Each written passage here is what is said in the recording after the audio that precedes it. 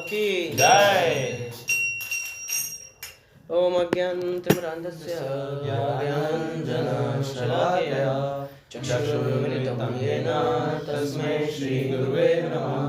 श्रीचैतन्यमनोभीष्टं स्थापितं येन भूतले स्वयं रूपः कदा मह्यं ददाति स्वपदान्तिकं। वन्देऽहं श्रीगुरो श्रीयुतापदकमलं श्रीगुरो वैष्णवांश्च श्रीरूपं साग्रजातं सगणरघुनाथान्वितं तं सजीवं साद्वैतं सावधूतं परिजनसहितं कृष्णचैतन्यदेवं श्रीराधाकृष्णपादान् सगणललिता श्रीविशाखान्वितांश्च। हे कृष्ण करुणा सिन्धु दीनबन्धु जगत्पते गोपेश गोपिकान्ता राधाकान्ता नमोस्तुते। तप्त कांचन गौरांगी श्रीराधे वृंदावनेश्वरी वृषभानुसुते देवी प्रणमामि हरिप्रिये। वाञ्छाकल्पतरुभ्यश्च कृपा सिन्धुभ्यैव च पतितानां पावनेभ्यो वैष्णवेभ्यो नमो नमः। जय श्री कृष्ण चैतन्य प्रभु नित्यानंद श्री अद्वैत गदाधर श्रीवासादि गौर भक्तवृंद। हरे कृष्णा कृष्णा कृष्णा हरे हरे हरे राम राम राम हरे हरे। श्री रूपाद की जय, गुरु महाराज की जय, आप सब भक्तवृंद की जय।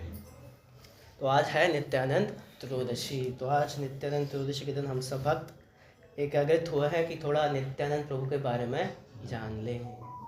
तो आप में से कुछ भक्त मुझे न्यू दिख रहे हैं। तो नित्यानंद प्रभु कौन है, पहले इसके बारे में भी हम जानेंगे। हरे कृष्ण। तो कैसे हैं आप सब? अच्छा, कैसा रहा अभी जैसे आप आए? तो जैसे कि आप सब नए हैं, आप सबने देखा होगा कि कुछ हो रहा है, कुछ नया हो रहा है। कुछ लोगों के लिए कुछ न्यू होगा, कुछ लोग पहले से देखते हैं, कुछ लोग रेगुलरली फॉलो करते हैं। तो आज जानेंगे हम नित्यानंद प्रभु के बारे में। तो आप देखेंगे ना, यहाँ पे पिक्चर्स यहाँ पे लेडीज़ हैं, एक ब्लू में है, एक पिंक में है। तो जो ब्लू में है ना, आपके देखेंगे आपकी तरफ से शायद लेफ्ट साइड, तो लेफ्ट साइड जो है वो है हमारे नित्यानंद प्रभु। उनके जो राइट साइड में वो है चैतन्य महाप्रभु। वो पीछे भी देखेंगे यहाँ पिक्चर्स में ब्लू है, जो ब्लू पहने हैं वो है नित्यानंद प्रभु, और जो गोल्डन पहने हैं नित्यानंद प्रभु। यहाँ पे भी है पिक्चर में, जो ब्लू है वो नित्यानंद प्रभु है, और जो साथ में है वो है चैतन्य महाप्रभु। तो कलयुग में बोलते हैं कि कलयुग में कृष्ण जन्म लेते हैं, अवतरित होते हैं। तो किसी से पूछे हम कलयुग में कृष्ण आते हैं तो क्या कौन कहता है? कल की भगवान आएंगे। अभी थोड़ी आए हैं, कल के भगवान आएंगे संभल में 4 लाख साल बाद जब हम जाएंगे, उनका देखेंगे, वहाँ पे मंदिर बनाएंगे। अभी आप जाएंगे ना तो संभल में अभी भी मंदिर बन चुका है कल की भगवान। अभी आए नहीं है, अभी प्राकट्य हुआ नहीं है, लेकिन आने से पहले ही प्राकट्य हो चुका है लोगों के लिए। उन्होंने वहीं पर मंदिर बना दिया और पूजा वगैरह भी होती है कल की भगवान की, ठीक है। लेकिन उन्हें पता ही नहीं होता, ज्ञान ही नहीं होता कि कृष्ण पहले ही यहाँ अवतरित हो चुके हैं। तो इस धरातल पे 500 साल पहले कृष्ण कैसे राधा कृष्ण के रूप में साक्षात यहाँ कहाँ मायापुर में प्राकट्य लेते हैं। कृष्ण साक्षात स्वयं कृष्ण किसके रूप में? श्री चैतन्य महाप्रभु के रूप में 500 साल पहले मायापुर नवद्वीप में। तो चैतन्य महाप्रभु प्राकट्य लेते हैं। और प्राकट्य क्यों लेते हैं? क्या होता है कि जब कलयुग में बहुत पाप पड़ने लगता है तो कृष्ण भगवान देखते हैं कि जो उनके भक्त हैं ना भटकने लगे, जो उनके जीव हैं, हम सब क्या हैं? कृष्ण के अंश हैं। तो हम सब भटकने लगते हैं। और जब भी बोलते हैं ना यदा यदा ही धर्मस्य ग्लानिर्भवति भगवती भारत, तो जब जब धर्म की हानि होती है कृष्ण धर्म की स्थापना करने आते हैं। अब धर्म की हानि हो कृष्ण ना, ऐसा हो नहीं सकता। तो उसी प्रकार कृष्ण यहाँ पर प्राकट्य लेते हैं किसके लिए? हम सब जीवों का कल्याण करने के लिए।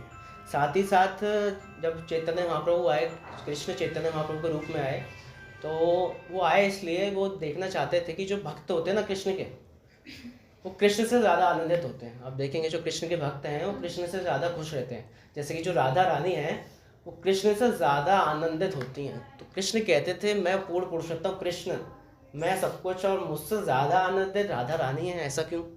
ऐसा क्या है जो राधा रानी मुझसे भी ज़्यादा आनंदित रहती हैं? तो इस रस का आस्वादन करने के लिए क्या कृष्ण ने यहाँ पे किसके रूप में अवतरण हुए?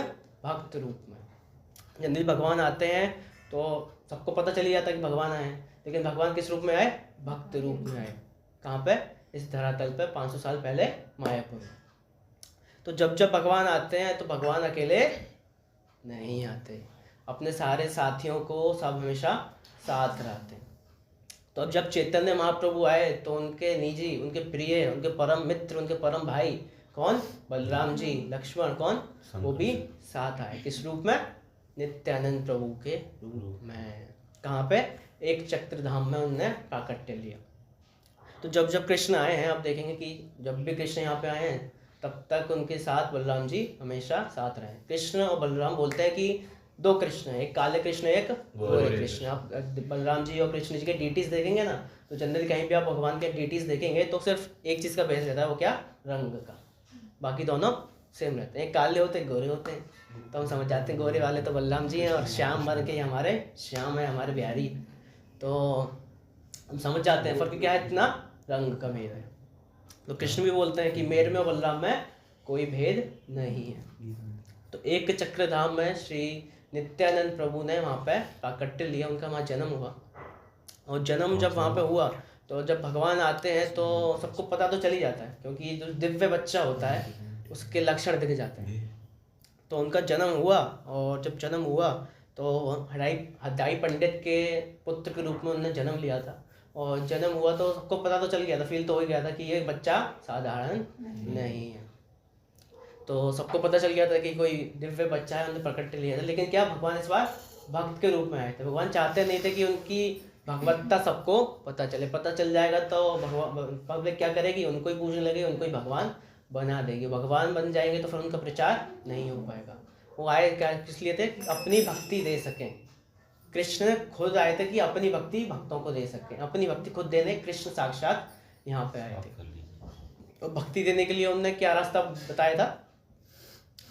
हरेर नाम हरेर नाम एव केवलम कलो नास्ते नास्ते नास्ते नास्ते गति। सिर्फ हरि का नाम ही है जो इस कलयुग में हमें पार लगा सकता है। बोलते हैं कि नाम बिना किच्छु नहीं, 14 भुवन माजे। कि 14 जो प्लेनेटरी सिस्टम है, 14 प्लेनेटरी सिस्टम है, उसमें नाम के बिना कुछ भी नहीं। और कलयुग को पार करने का सिर्फ एक क्या साधन है? नाम। जनरली हम देखें कि सतयुग में लोग क्या करते थे? ध्यान करते थे। उनकी आयु होती थी 10-10 हज़ार साल, 20-20 हज़ार साल, तो आयु कर लेते थे, 100 साल की आयु कर लेते थे। अभी हम सोचे हैं कि हम बैठ के साधन करें, हम चले जाएं हिमालय पर 100 साल। हम सोचे कि 100 साल बैठ के यज्ञ करेंगे, ध्यान करेंगे, तो इतनी तो आयु ही नहीं है हमारी। पता चलेगा 40-50 साल में आजकल तो क्या होती है? मृत्यु हो जाती है। बहुत दिग्र हो गई है हमारी आयु। अब सतयुग में तो जो सतयुग का था कि वो ध्यान करके भगवान की प्राप्ति कर लेते थे, वो तो चला गया, वो साधन तो हो नहीं सका। अब फिर आते हैं त्रेता युग में। तो त्रेता युग में क्या करते थे? भगवान के लिए यज्ञ करते थे। बड़े बड़े यज्ञ होते थे, 100 साल तक, 200 साल तक, 500 साल तक यज्ञ चलते रहते थे। अब यज्ञ की बात करें तो यहाँ पे अब कलयुग में यज्ञ करने के लिए सामग्री नहीं है। पहले 100 साल तक यज्ञ चल रहे हैं। अभी यज्ञ देखेंगे तो कितने चलते हैं? अब 100 साल से घटते अब कलयुग में कितना हो गया? 1 घंटा, आधा घंटा, 10 मिनट में हम आपका यज्ञ कर देंगे। आपको कोई समस्या, आप किसी पंडित जी के पास जाएंगे, आपको यज्ञ कराना है, या हम आएंगे 1 घंटे में आपका सब काम कर जाएंगे। 1 घंटे आधे घंटे में आपका यज्ञ हो जाएगा। सबका आपका शनि भारी हो जाता है, जो शुक्र भारी हो जाता है, सब पार हो जाता है 1 घंटे में। तो ऐसा होने लगा है कलयुग में। अब हम और बात करें ब्राह्मणों की, तो पहले क्या करते? जो ब्राह्मण होते थे वो गौ की बलि देते थे। आपने सुना हो कि गैया की बलि दे रहे हैं, गाय को चढ़ा रहे हैं।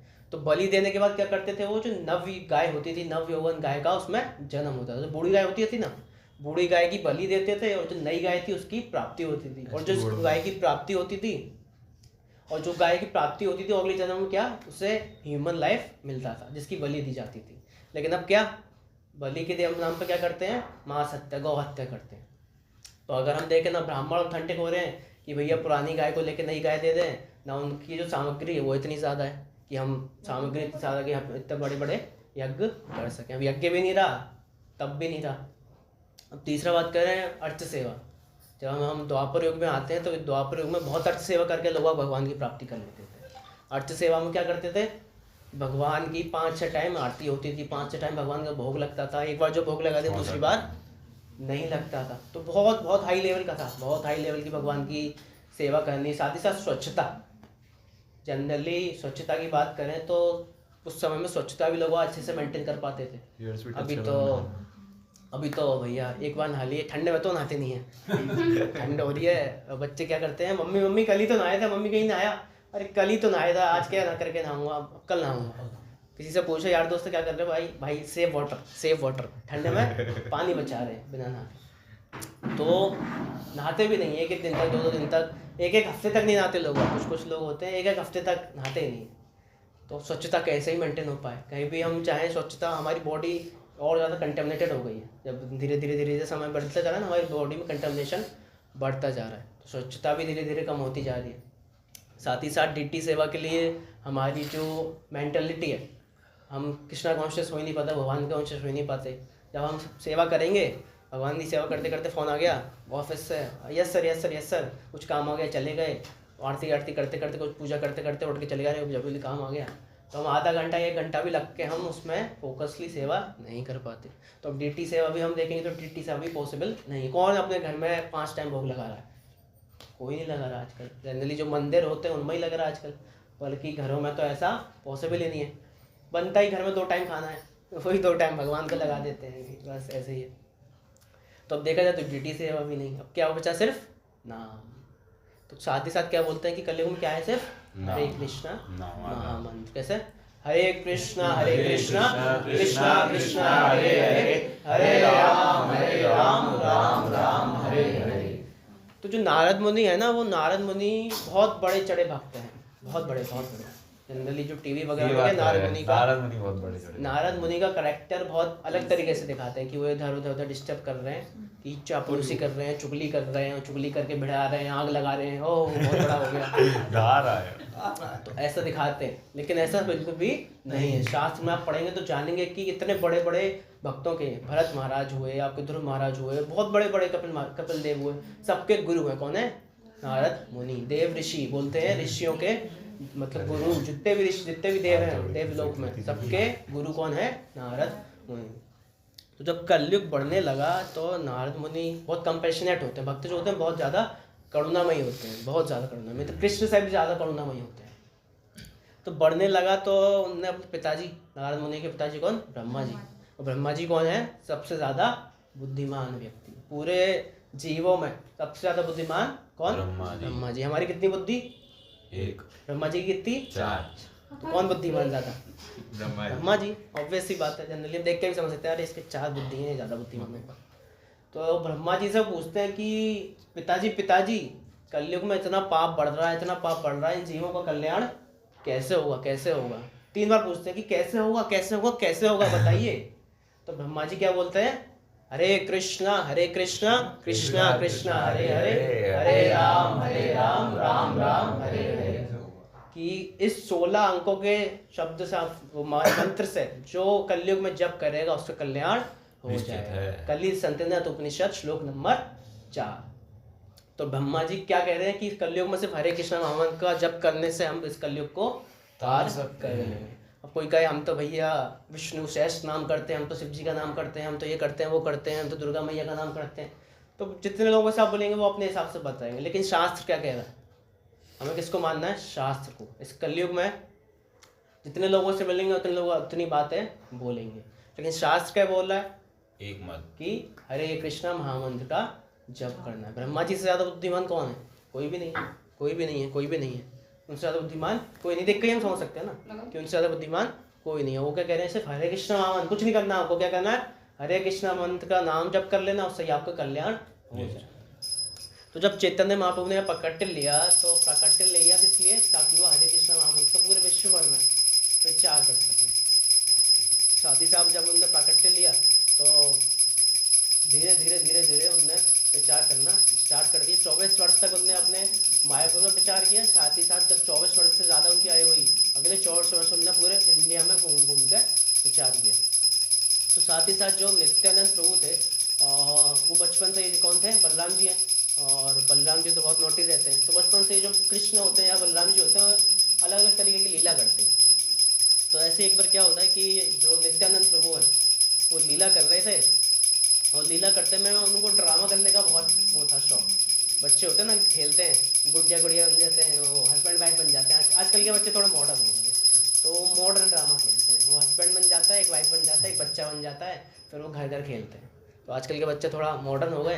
लेकिन जब नित्यानंद प्रभु थे वो क्या करते थे, अलग अलग रोल निभाते थे, अलग अलग ड्रामा करते थे कि कभी नरसिंह भगवान बन गए, कभी रामलीला हो गई।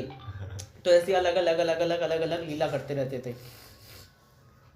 कभी तो मतलब अलग अलग जितने भी लीला होती थी ना, तो उस लीला को बचपन में छोटे छोटे बच्चे थे जैसे खेलते हैं, तो हमारे जो निताई थे वो भी छोटे थे, वो भी ऐसे अपने फ्रेंड्स के साथ लीला खेलते थे।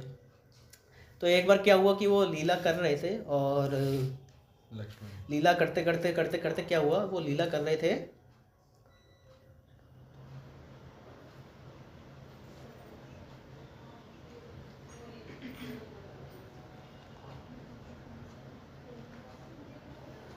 तो रामलीला का कौन सा खंड चल रहा था, युद्ध खंड चल रहा था। और युद्ध खंड में आपने देखा होगा जो मेघनाथ था ना, मेघनाथ ने जो लक्ष्मण जी को मार दिया तो लक्ष्मण जी बेहोश हो गए थे, तो वो वाली लीला चल रही थी। तो सब का अपना अपना पार्ट बना हुआ था, और जो हमारे निताई थे बलराम जी, उन्होंने लक्ष्मण का रोल निभा रहे थे। अब जो लक्ष्मण का रोल वो निभा रहे थे, निभाते निभाते क्या होता है, जो जब उनका तीर लग जाता है तो वो मूर्छित हो जाते हैं, मूर्छित हो जाते हैं तो बेहोश हो जाते हैं। मूर्छित होने की वजह से लक्ष्मण जी बेहोश हो गए थे, वो भी बेहोश हो गए। तो सब कैरेक्टर हुआ, सब लीला हुआ, बेहोश हो गए। जब हो गया सब फिनिश तो सब घर जाने लगे तो देखने लगे कि जो नित्यानंद प्रभु थे, जो निताई थे, वो अभी भी मूर्छित पड़े, उठ ही नहीं रहे। सब उनके फ्रेंड्स आके कह रहे निताई निताई उठो उठो उठो उठो, उठ ही नहीं रहे। सब डरने लगे। फिर उनके माता पिता आए, पद्मावती माता आई, उनकी हिडाई पंडित आए, दोनों आए, वो करने लगे, उठाने लगे, उठो उठो उठो उठो, उठाने लगे। सब उठा रहे हैं, सब कोशिश कर रहे हैं, लेकिन जो निताई हैं वो क्या, मूर्छित पड़े हुए हैं, मूर्छित पड़े हुए हैं, मूर्छित पड़े हुए हैं। सब कोशिश कर रहे हैं उनको उठाने की, जगाने की, लेकिन वो होश में ही नहीं आए। सब डर गए, उनकी माता रोने लगी, सब घबराने लगे, सब रोने लगे कि ऐसा क्या हो गया। तो जब ये सब होने लगा तो उनका एक फ्रेंड था, एक फ्रेंड को अचानक से याद आया कि हम कर रहे थे रामलीला, युद्ध करने चल रहा था, और जब लक्ष्मण जी बेहोश हुए थे तो उनको कैसे जागे थे, जब संजीवनी बूटी आई थी। तो सब फ्रेंड्सों ने कहा अरे अरे इसके लिए संजीवनी बूटी लेके आओ तभी होश में आएगा। तो वहाँ गंधर्व पर्वत जाते हैं, वहाँ से संजीवनी लाके जब उन्हें सुंघाते हैं तो अचानक निताई जाग जाते, जाग गया मैं तो वो दिखा रहे थे कि हाँ मैं ही लक्ष्मण हूँ। तो ऐसे ही एक बार क्या होता है, बचपन में एक लीला और होती है कि सच्ची माता जो हमारे चैतन्य महाप्रभु है ना, ये गोल्डन अवतार में जो है, इस साइड जो है पिंक में, तो इनकी माता का नाम था सच्ची। तो सच्ची माता एक दिन सो रही थी, और सोते में उनको सपना आता है, और सपने में वो देखती हैं कि उनके घर में मंदिर है, मंदिर में कौन के देवटी रखे हुए हैं, राधा कृष्ण के देवटी रखे हुए हैं, और साथ में उनके सामने कौन है, निमाई और निताई, नित्यानंद प्रभु और गौरांग महाप्रभु, ये दोनों आपस में, दोनों भैया भैया लड़ रहे हैं, छोटे छोटे हैं और लड़ रहे हैं आपस में फाइट हो रही है। और फिर लड़ने के बाद क्या करते हैं कि जो राधा कृष्ण है उनको हटा के खुद बैठ जाते हैं, वहाँ पे बैठ जाते हैं। तो फिर वो बताते हैं, फिर जब वो उन्हें बताते हैं तो अंदर ही अंदर वो खुश हो रहे होते हैं कि अरे मैया, अंदर ही अंदर, मतलब बोलते नहीं है मैया से कि मैया को बोल देंगे तो मैया को पता चल जाएगा कि अब युग तो हमारा है, तो राजा कौन बनेंगे, हम बनेंगे। जो जिस युग में होता है उस युग में राजा बनता है। जैसे कि जब सत्ययुग था तो नरसिंह भगवान राजा बने, त्रेता युग था तो राम भगवान राजा बने, उसके बाद जब द्वापर युग आया तो कृष्ण राजा बने, और जब कलयुग आया तो कौन राजा बनेंगे, हमारे नित्यानंद प्रभु और चैतन्य महाप्रभु, जिसके हम अंडर में रहते हैं। जैसे कि कोई, अब हम किसी के अंडर में हैं और किसी दूसरे राज्य में जाके उसके जय जयकार करने लगेंगे तो हम राजा हमें झेलेगा थोड़ी, निकाल देगा वो तो ऐसे अभी हम किसके राज्य में हैं, चैतन्य महाप्रभु और नित्यानंद प्रभु के राज्य में, उनके राज्य में है और उनके अंडर है। तो हमें किन की शरण में जाना चाहिए, नित्यानंद प्रभु और चैतन्य महाप्रभु की शरण में जाना चाहिए। तो बोलते हैं जो हमारे चैतन्य महाप्रभु हैं वो कौन है, करुणा के सागर, बहुत ही ज़्यादा दयालु हैं, बहुत ही ज़्यादा दयालु, मतलब इतने ज़्यादा दयालु हैं। तो लेकिन जो कृष्ण हैं वो थोड़े कम दयालु हैं। कृष्ण क्या कहते हैं कि कृष्ण आए और कृष्ण ने गीता के उपदेश दिए। और गीता के उपदेश में एक उपदेश क्या दिया कि जो मेरी सेवा करेगा और जिस प्रकार की सेवा करेगा मैं उस प्रकार का उसे फल दूंगा। जिस लेवल की सेवा करेगा उस लेवल का उसे फल प्राप्त कराऊंगा। जैसे कि अगर हम इसको एक एग्जाम्पल से समझें कि कोई बच्चा है और उसे पास होने के लिए कितना 33 नंबर चाहिए, ठीक है, और 33 नंबर से नीचे आएगा तो फेल हो जाएगा। तो कृष्ण क्या कहते हैं कि अगर 33 नंबर आएंगे तो घर लेके जाऊंगा, 33 से एक नंबर भी कम आएगा तो मैं नहीं जानता। कौन भाई साहब, आप कौन है? आप कौन है? मैं नहीं जानता आपके 33 से कम आए तो कृष्ण क्या कहते हैं कि अगर 33 नंबर से नीचे आए तो मैं आपको नहीं जानता।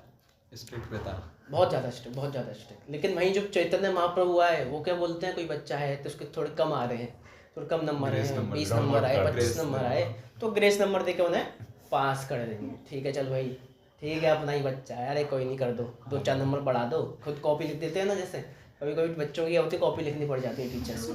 हाँ, तो ऐसा जनरली हो जाता है। कम बच्चे आते हैं तो प्रिंसिपल कहता है अरे अरे पास करो, कैसे ही पास करना है, फीस नहीं है, पास कराना है। तो हमारे चैतन्य महाप्रभु वो भी कहते हैं कोई दिक्कत नहीं है, पास करा दूंगा, धाम ले जाऊंगा। लेकिन जो नित्यानंद प्रभु हैं वो क्या बोलते हैं, कॉपी में भी कुछ लिखने की जरूरत नहीं। कोई बच्चा होता है ना जिसे कुछ समझ नहीं आता, कुछ बुद्धि नहीं है, जिसका पढ़ने का मन नहीं होता, स्कूल जाने का मन नहीं होता, क्या करूंगा मैं स्कूल जाकर, कुछ मन ही नहीं है, कुछ नहीं आता, कुछ भी नहीं आता, तुम्हारी कॉपी में लिख। तो नित्यानंद प्रभु क्या कहते हैं, कोई दिक्कत नहीं, मेरे पास आओ, मैं तुम्हें पास करा दूंगा। मतलब कुछ नहीं करना आपको, खाली कॉपी छोड़ के हरे कृष्णा बोल दो, बस क्या करना है तुम्हें, बस हरे कृष्ण गौर। तो बस हरे कृष्णा बोलने से वो क्या बोलना है कि मैं तुम्हें कल्याण कर दूंगा। साथ ही साथ बोलते हैं कि बिना नित्यानंद प्रभु की मर्सी के चैतन्य महाप्रभु की मर्सी नहीं मिल सकती, बिना बलराम जी के कृष्ण प्राप्त नहीं होते, बिना लक्ष्मण जी की शरण में जाए हुए राम जी की सेवा नहीं प्राप्त होती। तो ऐसी जगह अगर हमें चैतन्य महाप्रभु की कृपा चाहिए तो नित्यानंद प्रभु की कृपा तो लेनी ही पड़ेगी, रास्ता है, इसी रास्ते से हमें जाना पड़ेगा। तो नित्यानंद प्रभु इतने ज़्यादा कंपैशनेट, इतने ज़्यादा दयालु हैं, क्या बोलते थे कि हर किसी के डोर पे जाते थे और बोलते थे कि कृष्ण का नाम लो, गौर का नाम लो, गौर का नाम लोगे तो मैं तुम्हारा क्या बन जाऊंगा, दास बन जाऊंगा, तुम्हारा सेवक बन जाऊंगा, जो तुम बोलोगे वो कार्य करूंगा। बस एक बार क्या करना है, बोल दो गौरांगा, क्या बोल दो, गौरांगा, गौरांगा, गौर हरि, गौर हरि, गौर हरि। बस एक बार गौर हरि का नाम ले दो, मैं तुम्हारा सेवक बन जाऊंगा। हर डोर पे जाते थे, खटकाते थे, खटखट, और जो आता था उससे बोलते थे बोल दो गौर हरि, भज गौरांग जप गौरांग, लो गौरांग नाम रे, भज गौरांग जप गौरांग, लो गौरांग नाम रे, भज गौरांग जप गौरांग। बस क्या करना है, हमें गौरांग का नाम लेना है। नाम लेते क्या, मैं तुम्हें कृष्ण नाम, कृष्ण भक्ति, कृष्ण प्रेम प्राप्त करा दूंगा। तो ऐसी एक लीला होती है कि जो नित्यानंद प्रभु प्रचार के लिए सब जगह जाते थे, सबको बुलवाते थे कृष्ण नाम। तो ऐसे जाते जाते क्या होता है, मायापुर में जाते हैं और देखते हैं कि एक जगह काफ़ी भीड़ लगी होती है, काफ़ी सारे पब्लिक होती है। और जब पब्लिक होती है तो देखते हैं भाई क्या है। और जब भी वो जाते थे ना तो साथ में उनके संग एक भक्त जाते थे, हमारे श्री हरिदास ठाकुर, नाम आचार्य श्री हरिदास ठाकुर की जय। तो हरिदास ठाकुर हमारे आचार्य हैं, जो नाम आचार्य हैं, तो उनके संग जाते थे। तो जो हरिदास ठाकुर थे वो थोड़े एजेड थे, मतलब उनकी काफ़ी एज थी, और वो नित्यानंद प्रभु और हरिदास ठाकुर साथ जाते थे प्रचार करने। तो वो साथ जा रहे थे, और जब उन्होंने देखा कि काफ़ी ज़्यादा भीड़ हो रही है तो उन्होंने देखा हम भी देखें क्या है।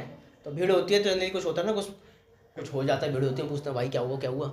तो ऐसे नित्यानंद प्रभु पूछे किसी से क्या हो गया, कौन है ये, कौन है। भीड़ हो रही थी, 2 आदमी जो थे वो लेटे हुए पड़े थे शराब के नशे में। तो उन्होंने पूछा कौन है। जैसे उन्होंने पूछा तो सब उन्हें देखने लगे, सब होता है ना, घूमने लगते हैं, सब और पूछा और घूमने लगे। पहले लोग उन्हें देख रहे थे जो नशेड़ी थे, अब नित्यानंद प्रभु को देख रहे हैं कि भाई क्या पूछ रहा है, इन्हें नहीं जानता, इतने बड़े वो हैं, इतने बड़े पापी, इन्हें नहीं जानता। तो उनको नहीं जानता, फिर वो नाम बताते हैं। तो उन्होंने पूछा ये करते क्या है नित्यानंद प्रभु ने, तो वो बोलते हैं कि ये शास्त्र पढ़ते हैं। क्या पढ़ते हैं, शास्त्र।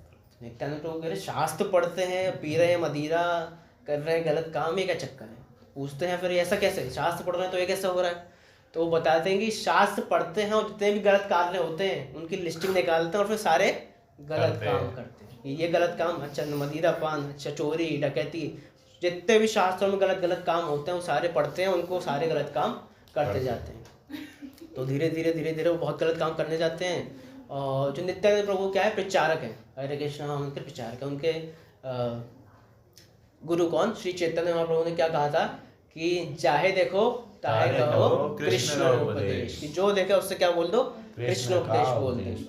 तो नित्यानंद प्रभु सोचने लगे कि अगर इतना नीच गिरा हुआ आदमी जो मदिरा पान करता हो, वह संबंध करता हो, सारे गलत कार्य करता हो, ये अगर भक्त बन गया तो बहुत ही बड़ा प्रचार हो जाएगा, बहुत ही ज़्यादा अच्छा प्रचार हो जाएगा अगर ये भक्त बन गया तो उन्होंने सोचा हाँ अब तो मुझे मेरा ग्राहक मिल गया है, अब मुझे इसी ग्राहक को पटाना होगा। तो नित्यानंद प्रभु जाते हैं और धीरे धीरे उनको अप्रोच करते हैं, बोलते हैं वो जप गौरांगा भज गौरांगा लह गौरांगे रे नाम रे। एक बार बोलते हैं, दो बार बोलते हैं, उनको समझ नहीं आता, बोलते हैं जप कृष्णा, जो बोले कृष्णा ले कृष्ण का नाम रे, उनको समझ नहीं आता, फिर और तेज बार बोलते हैं। तो ज़्यादा कृष्ण का नाम बोलने लगते हैं तो जगाए मदाए जो थे वो सोचने लगते हैं कि ये कृष्ण का नाम बोल रहा है, कुछ धार्मिक बातें बोल रहा है, और वो तो एंटी धार्मिक थे, वो तो सारे गलत काम करने में छुपते, यहाँ वही मैं तो गलत काम करूँगा। और जब उन्हें पता चल जाता है कृष्ण का नाम ले रहे हैं तो उन्हें लगता है धार्मिक बात, लेकिन मैं तो एंटी धार्मिक, तो धार्मिक को मुझे भगाना होगा। तो जो मधाए होते हैं वो उठ जाते हैं और उनके पीछे दौड़ने लगते हैं, कुछ हाथ में मारने की चीज़ लेकर दौड़ने लगते हैं। दौड़ते दौड़ते दौड़ते दौड़ते जब वो दौड़ने लगते हैं नित्यानंद प्रभु आगे दौड़ने लगते हैं। नित्यानंद प्रभु तो दौड़ के चले जाते हैं, लेकिन उनके साथ में एक उनके साथी आए थे, कौन, हरिदास ठाकुर आए थे। हरिदास ठाकुर की एज ज़्यादा थी, एज ज़्यादा हो जाती तो थोड़ा चलने में वो थोड़ा इशू रहता है कि पैरों में इशू रहता है, तो उनकी एज ज़्यादा थी तो वो तो दौड़ के चले गए, हरिदास ठाकुर पीछे रह गए। जब वो उसके पीछे भाग रहा था तो चोर जैसे पीछे भागता है ना कोई मारने, तो नित्यानंद प्रभु तो यंग थे, दौड़ के भाग गए, लेकिन हरिदास ठाकुर हमारे पीछे रह गए। धीरे धीरे धीरे बचते बचाते पहुंच गए। अब जब बचते बचाते पहुंच गए, जब ऐसा कुछ हो जाता तो होता है ना, कुछ कोई हमारे साथ में करता है तो फिर हम अपने ऊपर वाले को कंप्लेन करते हैं। तो अब वो हमारे हरिदास ठाकुर जाते हैं हमारे चैतन्य महाप्रभु के पास दौड़ते दौड़ते, और उनसे जाके क्या करते हैं, कंप्लेन करने लगते हैं कि ये जो आपके नित्यानंद प्रभु हैं ये तो बहुत ज़्यादा मुझे फंसाने लगे हैं, ऐसी ऐसी जगह ले जाते हैं कि वो मेरे हत्या ही कर दे। बताते हैं कि एक जगह मदाए के पास ले गए और वो हमें मारने को दौड़ने लगे, वो मारने को दौड़ने लगे, मेरे पीछे भागने लगे, ये तो भाग जाते हैं मुझे पीछे छोड़ जाते हैं। तो उनकी कंप्लेन करने लगे। जब उनकी कंप्लेन कर दी तो चैतन्य महाप्रभु ने नित्यानंद प्रभु को समझाया, ठीक है आगे से वहाँ नहीं जाना है, आगे से आपको कल से वहाँ नहीं जाना। तो नित्यानंद प्रभु ने कहा हाँ ठीक है प्रभु, ठीक है चैतन्य महाप्रभु ठीक है करके नित्यानंद प्रभु आ गए। अब हुआ अगला दिन फिर जाना था, सबको नाम बुलवाने के लिए फिर जाने लगे। जाए एक गली से मुड़े, इधर गली से मुड़े, घूम फिर के वापस वहीं आ गए जगह मदाए के पास। अब आ गए, ये जाने लगे, फिर से वो अप्रोच करने लगे, बोलने लगे जब हरे कृष्णा बोलने लगे बार बार। जब बोलने लगे तो क्या क्रोधित हो गए। मदिरा पान तो करते थे, मदिरा पान करते थे ना, पहले जो मदिरा आती थी वो मिट्टी के उसमें आती थी, पॉट में, आपने देखा हो मिट्टी के छोटे छोटे बड़े होते थे, सुराई टाइप, तो उसमें मदिरा आती थी। तो जो नशे में होता है उसे तो होश नहीं होता क्या कर रहा हूँ कैसे कर रहा हूँ। तो उन्होंने क्या किया, मटका उठा के मारने लगे। मारे तो एक मटका कहाँ जाके गिर गया, नित्यानंद प्रभु के सर पर जाकर लग गया। अब नित्यानंद प्रभु के सर में लगे, नित्यानंद प्रभु बलराम जी हैं। अब वो सोचने लगे कि सिर में जाके लगा, अब सिर में जाके जब नहीं लगता तो खून आता है, लेकिन नित्यानंद प्रभु भगवान है, उनको खून कैसे आ सकता है। उनका जो शरीर है वो हमारी तरह नहीं बना, उनका शरीर चिंतामणि सच्चिदानंद है, तो उनकी शरीर और आत्मा में कोई भेद नहीं होता। तो वो सोचने लगे कि अब इसका मैं उद्धार कैसे करूं, मैंने इतना प्रयास किया इसका उद्धार हो ही नहीं पा रहा। तो वो सोचने लगे कि इसका उद्धार करने के लिए तो मुझे चैतन्य महाप्रभु को ही बुलाना पड़ेगा, तभी इसका उद्धार हो पाएगा। तो उनको बुलाने के लिए तो कुछ करना पड़ेगा। तो उन्होंने क्या सोचा कि अपने सिर से मैं खून निकाल लेता हूँ, खून अपने सिर से, उन्होंने खुद अपने मन से सोचा कि मैं ऐसा करता हूँ। ऐसा नहीं किया आप किसी को मन को मारोगे तो खून निकल आएगा, उन्होंने ऐसा प्लान किया मैं खून निकालूंगा तो चैतन्य महाप्रभु हैं वो मेरे को सेवा करने में, उसको बचाने के लिए ज़रूर आएंगे। जब उनके सिर से खून आने लगा तो सब लोग जानते थे कि ये नित्यानंद प्रभु भगवान है, बलराम है, और सबको में बात फैल गई। गाँव में क्या होता है ना, बात बहुत जल्दी से फैलती है, बहुत ज़्यादा तेज़ी से, इतनी ज़्यादा न्यूज़ से नहीं फैलती उतनी गाँव में बात फैल जाती है। तो ऐसे गाँव में बात फैल गई, फैलते फैलते जो चैतन्य महाप्रभु है उनके पास बात पहुँच गई। जब जैसी बात पहुँची तो जो चैतन्य महाप्रभु थे बहुत ज़्यादा क्रोधित हो गए, इतने क्रोध में आ गए, वेग में आ गए कि मेरे भक्त को कैसे मार दिया। और तुरंत ही शीघ्र वहाँ पे प्रकट्य हो गए। और जो सुदर्शन था, सुदर्शन उनके उंगली पे आ गया। ऐसा नहीं कि सुदर्शन को आपको बुलाना पड़ेगा, कृष्ण सोचेंगे सुदर्शन आओ, सुदर्शन आएगा। सुदर्शन ऑटोमेटिक आ जाता है। सुदर्शन देखता है कि हाँ कि ये भक्तों को हानि कर रहा है तो मुझे पहुंचाना है। जो एंटी कृष्ण होता है सुदर्शन उसको वध कर देता है। तो सुदर्शन आ जाता है। जब सुदर्शन आ जाता है तो नित्यानंद प्रभु क्या करते हैं, जाके और चैतन्य महाप्रभु के चरणों में गिर जाते हैं। चरणों में गिर के क्या कहते हैं कि हे चैतन्य महाप्रभु, आपने अवतरण किसके लिए लिया है, ताकि आप किसका पाप का नाश कर सको। पापी का नहीं, किसका, पाप का नाश। जो पाप कर रहा है उसको, पापी का नहीं, उसके मन में जो प्रवृत्ति है उसका हम नाश कर सके। और उनसे प्रार्थना करते कि आप इनको क्षमा करिए और क्षमा करके इसको भी सेवा दीजिए, इसको कुछ कृपा दीजिए ताकि ये भी भक्ति कर सके। और जो कृष्ण है वो अपने भक्तों के अधीन रहते हैं। भक्त जैसा कहते हैं ना तो वैसे ही कृष्ण करते हैं। तो चैतन्य महाप्रभु की जब नित्यानंद प्रभु ने इतनी आराधना किया तो चैतन्य महाप्रभु ने पोलाइटली होकर उन्हें क्या बोला कि हाँ ठीक है चलो मैं उन पर उद्धार करूँगा। तो ये सब जब लीला चल रही थी ना, तो जैसे सुदर्शन आ जाता है ना तो सब ऊपर के लोगों में पता चल जाता है हाँ कुछ मसालेदार होने लगता है। तो सारे देवी देवता वहाँ देख रहे थे, ऊपर से वहाँ पहुँच गए तो वहाँ देख रहे थे, सारी लीलाएं देख रहे थे कैसी कैसी लीला हो रही। तो सब लोग आ गए थे और लीला हो गई और देख रहे हैं कि कैसे कैसे लीला हो गई। और जब सब लीला हो गई तो सब देवी देवता चले गए थे, लेकिन वहाँ एक जन रह गए थे। कौन? यमराज जी वहीं पे रह गए। यमराज जी वहीं पे रह गए थे और देखते हैं कि यमराज जी जो थे वो मूर्छित हो गए थे। जब ये ऐसा देखा तो ब्रह्मा जी देखने लगे। ब्रह्मा जी कहे देखो पूछता हूँ भाई क्या हो गया, यहाँ पे कैसे रह गए, सब चले गए, तुम कैसे रह गए। तो ब्रह्मा जी जाते हैं और जब यमराज था उनके साथ कौन आ रहे थे, चित्रगुप्त जी भी आए थे। तो चित्रगुप्त से पूछते हैं अरे अरे ये क्या हुआ, मूर्छित कैसे हो गया। तो चित्रगुप्त बताते हैं कि ये लीला देख रहे थे और देखते देखते क्या हुआ, मूर्छित हो गए। तो कोशिश करते हैं उन्हें उठाने की। कुछ समय बाद जब वो होश में आते हैं तो उनसे पूछते हैं भाई क्या हुआ। तो वो बोलते हैं कि मैं देख रहा हूँ कि कैसे इतने बड़े बड़े पापी, जो चित्रगुप्त है वो बताता है कि जगाए मदाए ने इतने इतने पाप किए हैं कि हमारी जो जैसे कि पाप करने के लिए असिस्टेंट लगाए होते हैं ना, असिस्टेंट परेशान हो गए कि कितना हम अपलोड करेंगे, इतना डाटा डालें, कितना डाटा लेके हमारे कमरों के कमरों भर गए उनके पाप लिखते हुए, इतने पाप इनने करे। और सिर्फ क्या, चैतन्य महाप्रभु उनको जाके आलिंगन कर लेते, उनको कृपा दे देते, वो सारे पाप धुल गए, गायब हो गए। तो यमराज जी बेहोश हो गए, भैया ये तो क्या हो रहा है, इतने पाप किए, इनमें सब कुछ किए और सब कुछ एक बार में, सिर्फ एक बार में एक कृपा से सारे पाप क्या वशीभूत हो गए, सारे पाप सब चले गए। और उसे देख के क्या है, वो कंपैशनेट हो रहे थे कि कैसे चैतन्य महाप्रभु इतने पापियों पे भी कृपा कर रहे हैं, इतने ज्यादा पापी और उसको भी कृपा कर रहे हैं, आलिंगन दे रहे हैं, आलिंगन करके सारे उसके पाप कट गए। साथ ही साथ जब उनके पाप कट गए तो वो दोनों भी काफी अच्छे बड़े चढ़े भक्त बन गए। तो बहुत सुंदर लीला हुई थी, जगाए मदाए की, और बहुत ही प्रेममयी लीला थी।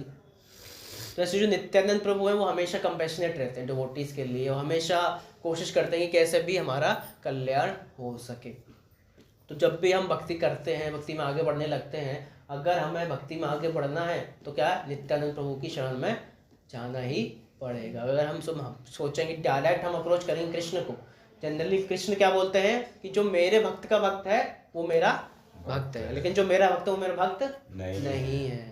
कि अगर आप मेरे भक्त के भक्त बनोगे तो आप भक्त कहलाओगे, लेकिन अगर आप वो नहीं हो तो क्या मेरे भक्त नहीं हो।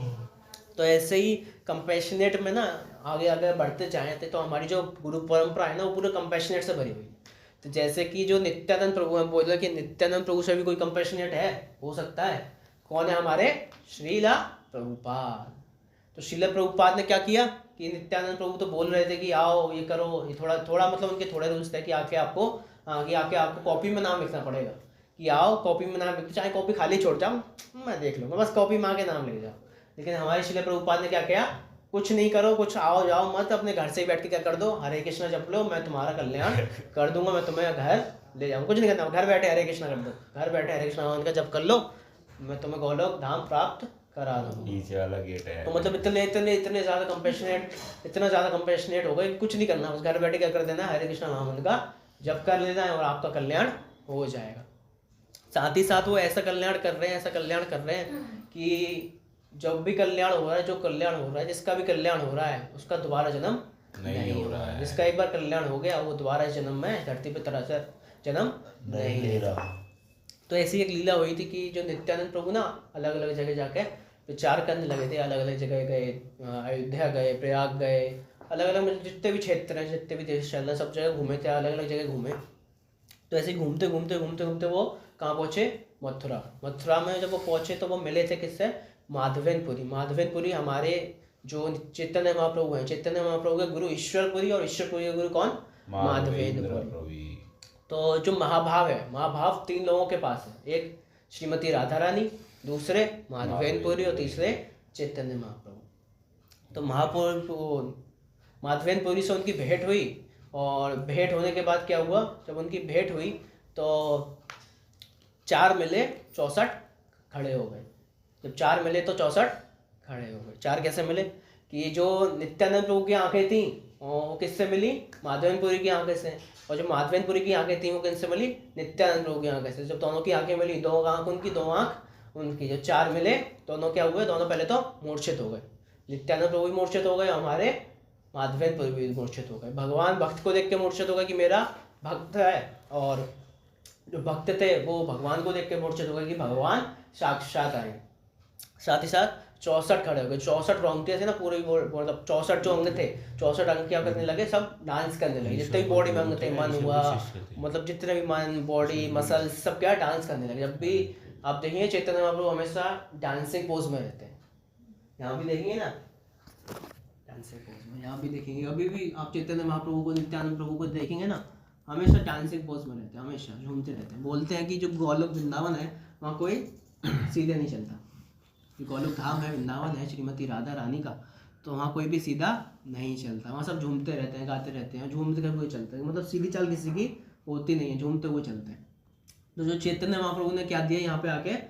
गोलोकेर प्रेम धन हरि नाम संकीर्तन। जो हरि नाम संकीर्तन किसका धन है? गोलोक का प्रेम धन। और चैतन्य महाप्रभु ने किसको दिया? हमें यहाँ पे कलयुग में प्राप्त कराया है। तो इस सुंदर अवसर को हमें प्राप्त करते हुए चैतन्य महाप्रभु की, नित्यानंद प्रभु की शरण में आते हुए ज़्यादा से ज़्यादा हरि नाम जप करना चाहिए, और शीघ्र ही शीघ्र कहाँ? Back to Godhead, back to home जाना चाहिए। यहाँ पे क्या बहुत ज़्यादा दुख है। कैसा दुख? जन्म मृत्यु जरा व्याधि। अब कोई बोले भैया अमीर है, अमीर को दुख नहीं होगा, तो अमीर के बाद जन्म होगा, उसको भी दुख में, उसका भी मृत्यु होगी, उसका भी बुढ़ापा आएगा, उसको भी बीमारी होगी। कोई ऐसी योनि नहीं है इस धरातल पर कि जिसको ये 4 चीज़ें ना हो। काम, क्रोध, लोभ, मोह, मद, मत्सर सब फंसे हुए। इससे ऊपर निकलने का रास्ता अगर कोई भौतिक तरीके से देगा तो मिल ही नहीं सकता। जनरली क्या करते हैं, हम मोटिवेशनल स्पीकर्स को सुनते हैं, ये सुनते हैं, थोड़ा मोटिवेशन आता है, लेकिन मोटिवेशन के क्या क्षणिक समय के लिए रहता है, इटरनल नहीं रहता। कुछ समय तक रहता है, कुछ समय मोटिवेट होते हैं, चार्ज अप हो जाते हैं, 1 महीना, 2 महीना, 3 महीने, 4 महीना, उसके बाद क्या वापस वही ट्रैक पर गाड़ी आ जाती है। लेकिन जब हम एक्चुअल सोर्स जो इटरनल, जो कृष्ण बोला है, कृष्ण की वाणी को कैसे समझना है? As it is. जैसे कि श्रील प्रभुपाद की बुक का नाम क्या है? Bhagavad Gita as it is, मतलब यथारूप, मतलब एज इट इज। जो व्यासदेव ने दिया वही श्रील प्रभुपाद ने प्रेजेंट किया, वही गुरु महाराज ने गीता के गाइड में प्रेजेंट किया। जनरली अगर हम किसी और भी गीता पढ़ते हैं तो सब लोग क्या अपनी बुद्धि से कि हमें ये सही लगा, ये बोल दिए, वो ये अच्छा लगा तो ये कर दिया। तो जब मैनिपुलेट कर देते हैं तो चीज़ें जो होती हैं वो बदल जाती हैं, तो उसका जो एक्चुअल सोर्स है हमें नहीं पता चलता। जनरली अगर आप भगवत ज्ञान ले रहे हो, भगवत प्रेम की प्राप्ति ना हो, तो ऐसे भगवत ज्ञान का क्या लाभ? आप कहीं भगवत ज्ञान आपने पढ़ा, गीता, बहुत से लोग गीता पढ़ते हैं, बोलते मैं तो गीता पढ़ ली, 10 बार पढ़ ली, 20 बार पढ़ ली, लेकिन उनका जीवन में परिवर्तन नहीं आता। लेकिन आप देखिए बैठे हैं यहाँ इतने सारे, गीता पढ़ी, इनका पूरा जीवन ही बदल गया। कभी कहीं कुछ थे और अभी आप देख रहे हैं माता जी को, आप लोग जानते होंगे, आप लोग इन सबको जानते होंगे। तो पहले के जीवन, आप लोग इनके पहले के जीवन को जानते होंगे, आप लोग माता जी को शायद पहले के जीवन को जानते थे। ठीक है। तो माता जी का पहले का जीवन अलग था, भौतिकवादी था, लेकिन जब जुड़े तो जीवन ही बदल गया, चेंज ही हो गया बिल्कुल। बस क्या किया? एक्चुअल ज्ञान को पढ़ा, जो कृष्ण ने साक्षात, जो व्यासदेव ने लिखा। जनरली जो लोग जो त्रुटि कर लेते हैं वो क्या, अपने आप को खुद को व्यासदेव से बड़ा समझने लगते हैं। व्यासदेव कृष्ण के ही अवतार थे जो आए थे, जिसने व्यासदेव के बारे में तो जानते ही होंगे, सारे इतने सारे पुराण लिखे। तो कोई समझ रहा है कि वो व्यासदेव की लिखित को अगर वो मैनिपुलेट कर रहा है तो क्या समझ रहे हो व्यासदेव इससे ज़्यादा बुद्धिमान है। तो जो ऐसा समझ रहा है उससे तो हमें दूर हो जाना चाहिए भैया, दूर से राधे राधे, दूर से हरे कृष्ण कर देना चाहिए उसे। जो समझ रहा है व्यासदेव से ज़्यादा मैं बुद्धिमान हूँ। तो ऐसे हमें क्या ज़्यादा जल्दी से जल्दी प्रयास करना चाहिए। जनरली अगर हम लेट कर देंगे तब भी हमारे लिए नाम होगा। नाम देखिए, नाम हमारे लिए होना है। आप देखें मृत्यु के बाद क्या होता है? राम नाम, सत्य, राम नाम। सत्य। मृत्यु के बाद हम क्या कर रहे हैं? हमारे लिए राम नाम हो रहा है। लेकिन अगर वही नाम अगर हम मृत्यु से पहले कर लें तो हमारे लिए राम नाम सत्य नहीं होगा, क्योंकि पहले ही हम उस नाम की सत्यता को समझ जाएंगे। उसकी सत्यता को हम पहले ही समझ जाएंगे और पहले हम उसे अप्लाई कर लेंगे तो हमारी दुर्गति नहीं होगी। जनरली अगर हम सोचें कि हम अच्छे पुण्य करके स्वर्ग चले जाएंगे, हम किसी चंद्रलोक चले जाएंगे, सूर्य लोक चले जाएंगे, चले जाइए, वापस घूम के आना पड़ेगा, वापस भूलोक पे आना पड़ेगा। और कब पता नहीं भूलोक पे भी आएंगे नहीं आएंगे, और निचले लोगों में चले गए और दुख है। जनरली प्लैनेटरी सिस्टम देखेंगे ना तो जो धरती है बैलेंस है, इसमें सुख और दुख का इक्वल बैलेंस है। लेकिन और ऊपर के लोग जाएंगे तो सुख ज़्यादा है, नीचे के लोग जाएंगे तो दुख ज़्यादा, तो भक्ति करना थोड़ा मुश्किल है। साथ ही साथ जो भारत है, भारत में जिसका जन्म होता है बहुत ही ज़्यादा भाग्यशाली होता है। वैसा क्यों? जो भारतीय होते हैं वो बचपन से क्या धार्मिक होते हैं। आप देखें जो भारतीय होते हैं जनरली, आप किसी भी भारतीय को देखिए वो जनरली ऑटोमेटिक वो धार्मिक होता है जनरली। लेकिन आउटसाइड इंडिया देखेंगे तो थोड़ा धार्मिक कम होते हैं, थोड़ा एथिस्टिक टाइप ज़्यादा रहते हैं। लेकिन जो भारत में आप देखेंगे तो भारत का कल्चर ऐसा है कि जो अंग्रेज ऐसे आए कि उनका जो क्रिश्चियन कल्चर था तो इंडिया से बाहर इतना नहीं चला जो यहाँ पे इंडिया में आके इतना चल गया। तो जो इंडिया है वो धार्मिक है ऑटोमेटिक। साथ ही साथ इंडिया में होने के बाद हमें कहीं भक्ति, किसी भक्त शुद्ध भक्ति या किसी श्रील प्रभुपाद जैसे किसी डिवोटी की शरण में आने का मौका मिल जाए तो हमारा बल्ले बल्ले हो गई। क्यों बल्ले बल्ले हो गई? कि सबसे ज़्यादा सरल श्रील प्रभुपाद ने क्या कहा? 16 माला, केवल 16 माला। और कहीं जाएंगे तो आपको कितना माला? मिनिमम 64 माला का नियम है कि 64 माला का आप करेंगे तभी आपकी भगवत प्रेम, भगवत धाम की प्राप्ति हो सकेगी। लेकिन श्री प्रभुपाद ने क्या कहा? 16 माला अगर आप जपोगे तो मैं आपकी बैक डोर से एंट्री करा दूंगा। ऐसा नहीं कि एंट्री होगी। कुछ लोग बोलते हैं कि हमें क्या पता एंट्री होगी नहीं होगी। बात तो सही है, आपको क्या पता एंट्री होगी नहीं होगी, आपको क्या पता ऐसा होगा नहीं होगा। जो ऐसा बोलता है तो क्या हम शास्त्र का एविडेंस देंगे। जनरली हमसे कोई क्वेश्चन पूछता है तो हम क्या बोलते हैं ना, बुक दिखाते हैं, यहाँ इस बुक में ऐसा लिखा है। आपसे कोई पूछे, कोई बच्चा पूछता है तो हम दिखाते हैं। कोई टीचर्स में आपस में होता है तो कॉन्फ्रेंस होती है, जैसे PhD कॉन्फ्रेंस होती है तो बोलते हैं कि हाँ ऐसे ऐसे एविडेंस यहाँ पे है। तो ऐसे हम क्या शास्त्र के एविडेंस दिखाते हैं। साथ ही साथ ऐसा नहीं कि जो भगवत ज्ञान की, भगवत प्रेम में, भगवत की ज्ञान की प्राप्ति में लगा है, धाम जाने से पहले ही उसे पता चल जाता है कि हाँ वो धाम जाने वाला है, उसे पहले ही पता चल जाएगा सब कुछ। लेकिन उसके लिए क्या करना पड़ेगा? रेगुलरली जो नियम और कानून है, जो रूल्स रेगुलेशन है, 4 रेगुलेटरी प्रिंसिपल्स हैं, क्या 4 नियम बताएं। तो प्रभुपाद ने क्या 4 नियम दिए? किसके बनने के लिए? इंसान बनने के लिए, डिवोटी नहीं, इंसान बनने के लिए। पहला क्या? कि हमें मांस नहीं खाना, मांस नहीं खाएंगे। जनरली हम देखें ना हमारा बॉडी मांस खाने के लिए नहीं बना। हमारे जो दांत हैं वो कैसे हैं? काव जैसे हैं। काव जो होती है वो मांस थोड़ी खाती है। हमने कहा गाय मांस खा रही है? नहीं खा रही, वो तो घास खाती है। तो हमारी जो बॉडी है वो भी घास खाती है। हमारी जो बॉडी, जो इंटेस्टाइन है ना, उसमें एक अपेंडिक्स होती है। जो अपेंडिक्स होती है ना, वो जो ग्रीन वेजिटेबल्स होती हैं उसको डाइजेस्ट करने के लिए की जाती है। तो हमारा जो पूरा बॉडी बना है वो शाकाहारी, लेकिन हम खा रहे हैं मांसाहारी। दूसरा अवैध संबंध करेंगे तो हमारी क्या स्वच्छता चली जाएगी। जैसे इस कलयुग में बोला है कि कलयुग से पहले हमारे 3 जो नियम है धर्म के वो टूट चुके हैं, और चौथा नियम कौन सा? अवैध यौन संबंध इस कलयुग में टूट जाएगा। ऑलरेडी मतलब एक बार लीला हुई थी एक, तो उसमें ऐसा हुआ था कि 4 नियम, 4 धर्म के पैर टूटने से मतलब नाश हो जाएंगे 4 धर्म के पैरों का। और कलयुग में कौन सा? स्वच्छता चली जाएगी लोगों की। कैसा? अवैध यौन संबंध। आप देख रहे होंगे आजकल तो काफ़ी ज़्यादा बढ़ने लगा है। तीसरा कि हमें ड्रिंक नहीं करना, किसी प्रकार का नशीले पदार्थ का सेवन नहीं करना। नशा करने से क्या होगा? हमारा तप नहीं कर पाएंगे। कोई नशे वाला व्यक्ति होता है वो ज़्यादा देर तक कहाँ तप कर पाएगा, उसे कुछ बोलोगे याद ही नहीं रहेगा, तो तप नहीं कर सकता नशेला व्यक्ति। साथ ही साथ एक तो क्या हुआ?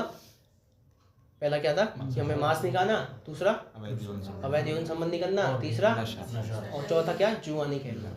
जुआ किसी पे क्या सट्टे मारी, जुआ खेलने वाला क्या कभी सच नहीं होगा, उसकी सत्यता चली जाती है इंसान की। धर्म का एक पैर क्या होता है? सत्यता। तो सत्यता चली, जारी होता है वो सोच बोलेगा तो उसका तो हो जाएगा बल्ले बल्ले। जुआ है, जुआ में तो झूठ बोलना ही पड़ेगा। तो किसी भी प्रकार का हमें जुआ नहीं खेलना, सट्टे बाजारी नहीं करनी। तो अगर हमें ये चार नियम बताए हैं किसके लिए, इंसान इंसान बनने के लिए। ये चार नियम बांध करके क्या बनेंगे हम, इंसान। और जब हम इंसान बन जाएंगे तो धीरे धीरे किस पर आने लगेंगे हम, भक्ति के मार्ग पर आगे बढ़ने लगेंगे। तो मैं ज़्यादा से ज़्यादा जल्दी से जल्दी प्रयास करना है कि हम जल्दी से जल्दी इस मार्ग को अपना लें। कुछ पता नहीं है ना, अभी हमें तो पता नहीं है टिकट कब कटने वाली है। पता है आपको कल रहेंगे, कल मिल पाएंगे, कुछ नहीं पता कि हमारी टिकट कब कटेगी। हाँ ठीक है। श्रील प्रभुपाद की जय, गुरु महाराज की जय, आप सब भक्तवृंद की जय। तो जल्दी से जल्दी ज़्यादा से ज़्यादा आप नाम जप करिए। और नाम जप करने का आप तरीका माता जी से सीख सकते हैं, माता जी को आता है, हमारी सीनियर माता जी तो हमसे सीख सकते हैं।